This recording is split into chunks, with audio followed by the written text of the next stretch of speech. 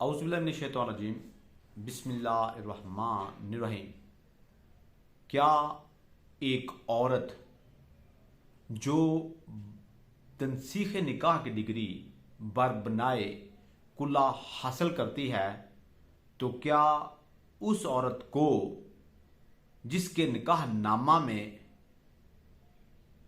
मुअज्जल, prompt Dawar या defer Dawar गैर मुअज्जल दर्ज हो, तो क्या उसे अपने खामंद को हक महर वापस करना पड़ता है? अगर करना पड़ता है तो उसकी क्या मिकदार है? या एक खामंद जिसकी बीवी उसके खिलाफ तनसीख निकाह की डिग्री बरबनाए कुल्ला हासिल करती है, तो खामंद हक महर की मद में दी गई रकम का कितना हिस्सा वापस वसूल कर सकता है? इस पे honourable supreme court of Pakistan का एक रिसेंटली फैसला section 10 subsection 5 of Muslim family law act 1964, desolation of marriage through कुल्ला, defer Dawar in a suit for dissolution of marriage. If reconciliation fails, the family court shall immediately pass a decree for dissolution of marriage, and in case of dissolution of marriage through kulla, may direct the wife to surrender up to 50% of her deferred dower or up to 25% of her admitted prompt dower to the husband.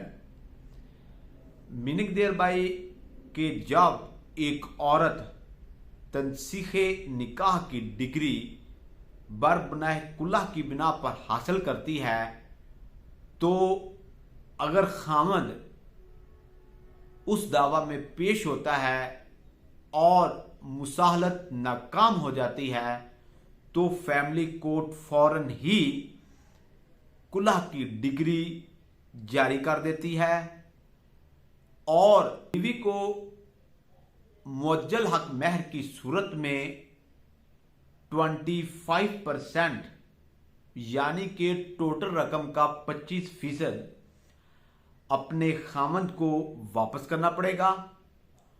और अगर हक महर गैर मुअज्जल है